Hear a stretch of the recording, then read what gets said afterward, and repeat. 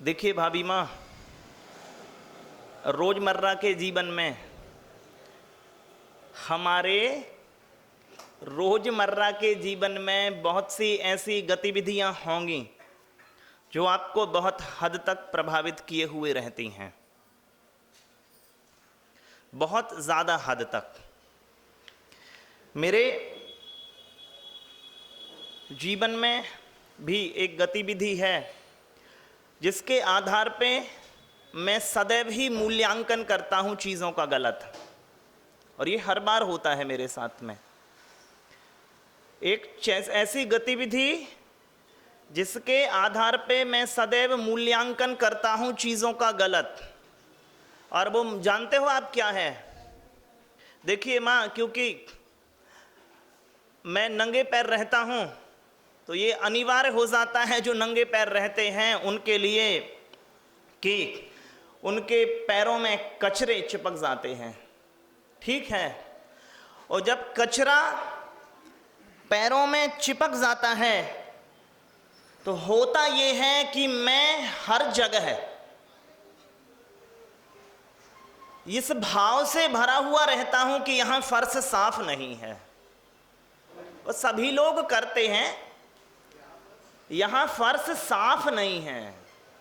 आप लोग भी देखते होंगे, आप जब पैरों में कचरे हमारे चिपके होते हैं तो ये हमारे द्वारा मूल्यांकन किया जाता है कि जिस भी स्थान में हमारा प्रवेश होता है कि वहां पर अभी सफाई उचित नहीं है, ठीक है कि नहीं। और ये सभी के अनुभव हैं, इस तरह के अनुभव, और ये जीवंत अनुभव है, आपके जीवन का बिल्कुल जीवंत अनुभव है कि नहीं है बाबूजी? तो मैं जो मूल्यांकन करता हूं, देखिए चाचा, किसी बड़े विचारक ने कहा हुआ था, हम अपने नरक खुद बनाते हैं, हम अपने नरक खुद बनाते हैं। तो मुझे तो ये पता नहीं कि मैं नरक किस तरह से तैयार करता हूं, लेकिन पैरों में लगे हुए कचरे के माध्यम से जब मैं मूल्यांकन करता हूं चीजों का, तो मैं पाता हूं कि हाँ, मैंने अपने आसपास एक आंशिक नरक तो तैयार कर लिया है। क्यों? क्योंकि मैं तत्संबंधी निष्कर्षों से दुखी रहता हूं कि कचरा अभी फैला हुआ है कमरे में, और इसी मेरी आदत को देखते हुए महाराज कहते हैं कि तुम पुराने जन्म में जमादार रहे होगे। और हमारे वे संकेत भैया हैं, वो कह रहे हैं कि तुम कारपोरेशन का चुनाव लड़ लो। क्यों? तो वो जो सफाई का मेरा फितूर है, सफाई का जो मेरा फितूर है, वो कहां से आ रहा है? वो एक ऐसी गतिविधि से आ रहा है जो आकस्मिक रूप से मेरे साथ जुड़ गई है। क्योंकि कचरा जो है वो मेरा तो है नहीं, कचरा मेरे जीवन का, आपके जीवन का हिस्सा है नहीं, लेकिन वो आकस्मिक रूप से जब आपसे जुड़ जाता है तो आप फिर आगे की पूरी चीजों का मूल्यांकन कचरे के सापेक्ष करने लगते हो। क्यों? क्योंकि जमीन से जब आपका जुड़ाव होता है तो सबसे पहले कचरा आ जाता है बीच में। जमीन पर पैर रखोगे तो आप 100% फिर जमीन से नहीं जुड़ पा रहे हो, आप किससे जुड़ पा रहे हो? कचरे से जुड़ पा रहे हो। जमीन से जुड़ाव भी जो होता है वो कचरे के सापेक्ष होता है। अब यहां पे कचरे को ही मुख्य मत लेना, समझ लो क्या हम कहने वाले हैं आपसे। जब आपके आंख में तिनका होता है और आपके दर्शन में खोटापन उपस्थित हो जाता है, तो फिर जो चीजों से जुड़ाव होता है आपका, व्यक्तियों का मूल्यांकन होता है, जीवन का जो आप सार खोजने को निकलते हो, जब संबंधों में आप आप मूल्य खोजते हो तो वे मूल्य सार वैसे नहीं आते हैं जैसे कि उनमें हैं।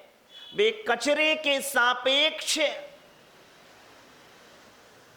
भ्रम लिए हुए आ जाते हैं, कचरे के सापेक्ष मिथ्या ज्ञान लिए हुए आ जाते हैं। आते हैं कि नहीं है? आते हैं भाभी माँ। और ये मैं क्या कह रहा हूं, क्योंकि आप और हम रोजमर्रा में कहते हैं कि हम नरक में जी रहे हैं। आप और हम रोजमर्रा में कहते हैं कि हम, इस आदमी ने नरक बना दिया है। आप और हम रोजमर्रा में कहते हैं कि उसके आने से यहां नरक हो गया है। आप और हम ये मान के चलते हैं कि हां, मैं अभी एक जैविक नरक में जी रहा हूं। तो मैं तो सिर्फ ये पूछना चाहता हूं खुद से भी और आपसे भी कि वो नरक किसने बनाया। और मेरी संपत्ति के रूप में, चाचा, मेरी आज की संपत्ति के रूप में दो चीजें आप जवस्य पाओगे, पता है क्या? एक तो फर्श साफ करने का वाइपर और दूसरा पैर साफ करने का वो घिसना। ये मेरी निधियां हैं, आप परमानेंट निधियां हैं ये मेरी। क्यों? क्योंकि मैं हमेशा ही इस चीज से धोखा खा जाता हूं कि पैर मैले रहते हैं और मैं फर्श को मैला मान लेता हूं।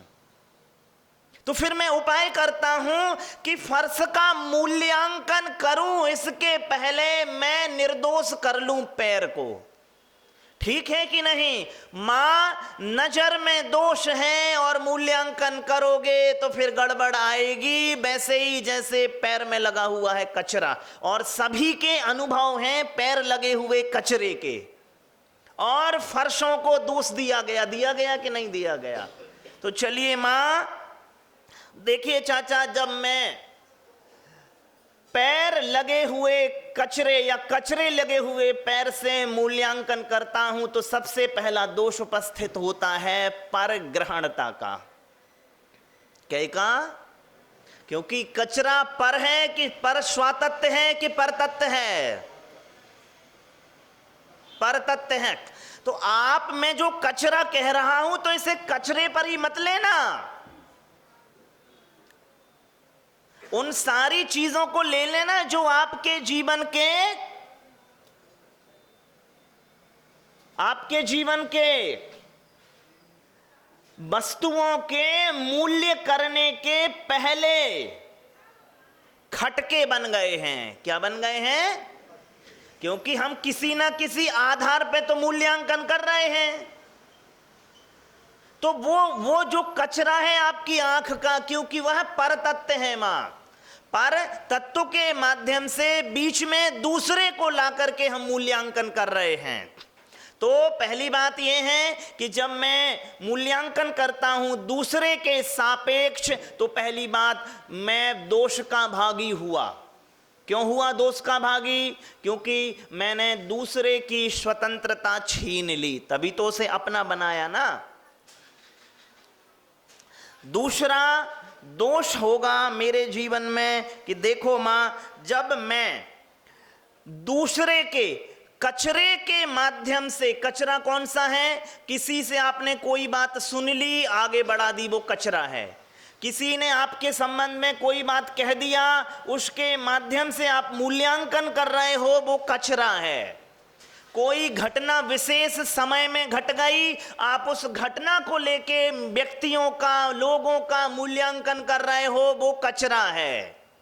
ठीक है डॉक्टर चाचा, जब मैं इस विधि से अपना प्रवर्तन करता हूं कि कचरे के आधार पर मूल्यांकन करूं खुद का, तो इसमें होगा कचरे का मूल्यांकन मुझे परिभाषित करता है कि अभी इसमें चयन का कौशल नहीं आया।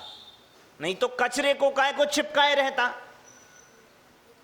चयन का कौशल नहीं है मुझ में, तभी तो मैं कचरे के माध्यम से मूल्यांकन कर रहा हूं। चयन का कौशल होता तो किसी और विशेष तथ्य के माध्यम से मूल्यांकन करता।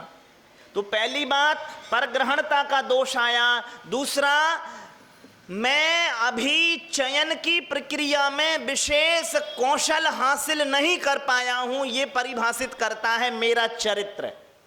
यदि आप छोटी बातों को लेकर के मूल्यांकन करते हो किसी का, तो वो उस व्यक्ति को परिभाषित नहीं करता जिसका आप मूल्यांकन कर रहे हो, वो आपको परिभाषित करता है कि देखो कितनी ओछी बुद्धि का प्राणी है जी।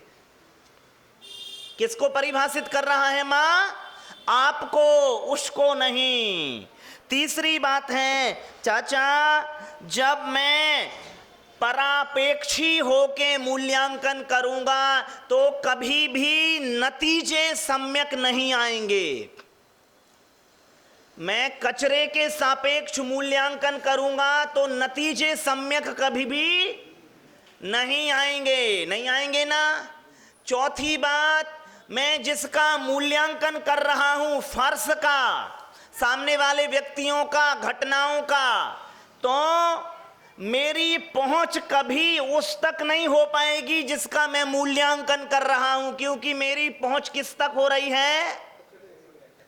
तो मैं फर्श के संबंध में कह रहा हूं कि फर्श गंदा है, या मैं पैर में चिपके हुए कचरे के संबंध में कहता हूं कि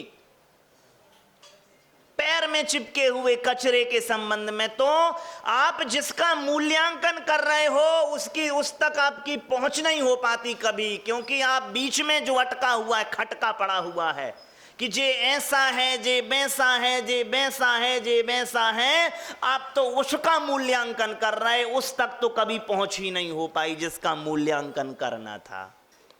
ठीक है, अब है अपनी पांचवी बात। पांचवी बात कौन सी है मम्मी? पांचवी बात यह है चाचा कि जो साफ सुथरी जमीन थी मेरे द्वारा उसका अवर्णवाद हुआ। क्या हुआ मम्मी?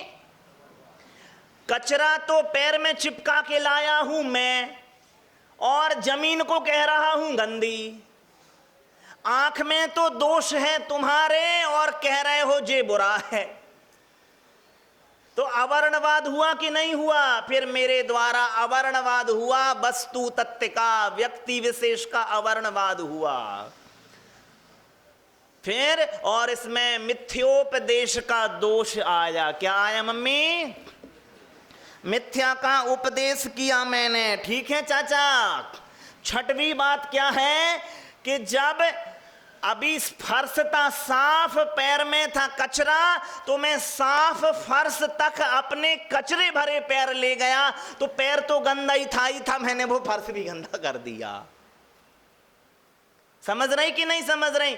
कचरा तो मेरे यहां था और मैंने एक अच्छे व्यक्ति का अवर्णवाद कर दिया, तो मैं तो बुराई से भरा ही भरा था, मैंने उसके चरित्र में भी बुराई भर दी। अब तुम कहो उसके चरित्र में कैसे बुराई भरी गई? अरे आपने अपनी कसाय उस पे प्रकट की तो संभावना बनती है कि नहीं है वो भी कासायिक परिणतियां रखने लगे। संभावना बनी कि नहीं बनी? तो उसने, आपने एक, मेरे पास थे कंकड़, झील थी ठहरी, तो मैंने झील में कंकड़ फेंके, तो मैं तो भीतर आंदोलित था ही और झील को भी मैंने आंदोलित कर दिया। ठीक है कि नहीं है? अब मैं गिनती भूल गया हूं कितने नंबर की बात है। चलिए अब होगी। फिर क्या हुआ चाचा? अब मैं तो कचरे से भरा हुआ हूं और मैंने माना है कि फर्श भी कचरे से भरा हुआ है, तो मैं ये स्थिति कितने देर तक बर्दाश्त करूंगा कि मैं तो बुराई से भरा हुआ हूं और ये भी देख रहा हूं कि इसमें भी बुराई है घर परिवार में। कितने देर तक बर्दाश्त करोगे? बर्दाश्त तो होगा नहीं, और फिर कह ही दोगे कि भैया तुम्हारे परिसर में खूब गंदगी है, तो लड़ाई होगी, क्योंकि उसके परिसर में गंदगी हो ना हो वो प्रत्युत्तर में वाद विवाद तो करेगा ही। अरे हमारी मैली शर्ट देखते हो और अपनी ज्यादा मैली नहीं देखते। हमारी मैली शर्ट देखते हो और अपनी फटी नहीं देखते, और फटी भी ऐसी जगह से है कि ठीक से देख लो तो तुम समाज में निकल ना पाओ। लेकिन नहीं, अपना अपना अवगुण नहीं देखता, यही जगत का हाल है। अपना अवगुण नहीं देखता, यही जगत का हाल है। और दूसरे के अवगुण देखने पे उस पे अपन भाल भी टिका देते हैं ऐसे करके। तो जैसे ही आपने कहा तो फिर द्वंद्व शुरू हो गए, रागत द्वेष की परिणतियां वैसे ही बनी जैसे अभी मनों में बनी हैं। ठीक है कि नहीं है? अच्छी खासी परिणतियां मनों में बनी हैं। नहीं तो समझ में नहीं आता चाचा, मन में कोई रस तो होता नहीं है फिर भी खट्टा हो जाता है। मन में कोई रस तो होता नहीं है फिर भी खट्टा हो जाता है। वो हो जाता है, मेरा मन खट्टा हो गया है। और जैसे वो पहले बताया था ना, पहले कि किसी वस्तु के टूटने पर वजन बढ़ जाता है क्या? किसी वस्तु के टूटने पर वजन बढ़ जाता है क्या? ना जाने क्यों टुकड़ों में दिल भारी भारी हो गया है। तो सबके कब हुआ? जब मैं भरा था कचरे के पैर से और मैंने माना कि परिसर में स्वच्छता नहीं है, तो मैंने बेबाक कहा। और आप कहोगे डॉक्टर चाचा ये मेरे अनुभूतिक सत्य है कि कचरा है इनके फर्श पे। क्यों? अरे देखते नहीं हो मेरे अनुभव में कचरा आ रहा है। भैया कचरा फर्श पे नहीं है, पैर में है मम्मी। आदमी में कचरा नहीं है, तुम्हारी आंख में है कचरा। तो आंख का कचरा आदमी पे कचरा लगने लगता है तो सब कच-कच हो जाती है। क्या हो जाती है? सब किच-किच हो जाती है। ठीक है कि नहीं है? अब एक बात और देखिए, तो फिर चाचा जैसे ही मेरे पैर का कचरा दूसरे तक प्रसारित हुआ मां, अभी अगर मेरे पैर का कचरा मेरे तक रहता तो एक चीज साफ करनी पड़ती, मेरा पैर। और जैसे ही मेरा कचरा दूसरे तक प्रसारित हुआ तो अब दो चीजें साफ करनी है, मेरा पैर मुझे करना पड़ेगा और फर्श उसे अपना करना पड़ेगा। फिर अभी एक आदमी अपना नरक तैयार कर रहा था और एक ने अपना नरक दूसरे तक भेजा, तो अब दो लोग नारकी हो गए। क्योंकि कल परिभाषा पढ़ी थी ना परसों, नरक को प्राकारांतर से पर्यायवाची नाम है नरत। जहां पर कोई रति ना हो, जहां पर किसी के प्रति प्रेम ना हो, लगाव ना हो, स्नेह ना हो, वात्सल्य ना हो, आदर ना हो, विनय ना हो, वो नरक है, नरक है। जिसमें रति भाव ना हो। अब हम सभी ने कचरों के सापेक्ष मूल्यांकन किया तो ऐसा ही नरक मां क्या है, हमने अपना एक छोटा सा नरक बना लिया। जो आप कहते हम अपने छोटे से घर में रहते हैं, तो कहना हम छोटे से अपने एक नरक में भी रहते हैं। क्या रहते हैं? हम छोटे से नरक में भी रहते हैं। एक मैंने पहले कहा था, एक बहुत अच्छा वचन है, शास्त्र कहता है अदर, हाँ चाचा क्या कहता है? दूसरा नरक है, hell is the other people. तो hell is the other people. Other people नरक हो या ना हो, लेकिन अदर पीपल की जो कॉन्शसनेस है वो जरूर नरक है। दूसरा नरक है या नहीं, लेकिन मेरे में जो दूसरेपन की चेतना है वो जरूर नरक है।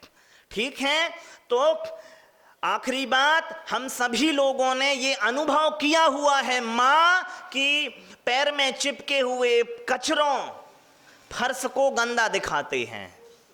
ऐसे ही आंख में भरा हुआ नजरिए का दोष जो है, वो नजरिए का दोष है, वो व्यक्ति का दोष नहीं है जिसके अनुसंधान करने की दिशा में आप आगे बढ़ रही हो। वो तो जैसा है तो वो वैसा है। आपका कचरा आपके चयन को परिभाषित करता है कि इसमें चुनने की क्षमता अभी कुछ विशेष नहीं पैदा हो पाई है। तो हम अपना नरक खुद बनाते हैं, जो धरातलीय नरक है। तो मैं चाहूँगा कि सभी लोग फर्श पर पैर रखने से पहले पैर साफ कर लें। लोगों का मूल्यांकन करने से पहले एक बार नजरिए का शुद्धिकरण हो जावे। सबसे अच्छा है अपनी बुद्धि का शुद्धिकरण। क्या है माँ? अपनी बुद्धि का शुद्धिकरण। और जब आप शुद्ध बुद्धि से किसी का भी अन्वेषण करोगे, परीक्षण करोगे, तो आपको सदैव और सदैव और सदैव शुद्ध ही बुद्धि से शुद्ध ही निष्कर्ष सामने आते रहेंगे। और फिर आपको संसार में कोई भी दोषी बुरा नजर नहीं आवेगा। बोलिए पूज्य मंगलानंद सागर मुनि महाराज, मंगल सागर मुनि महाराज की जय।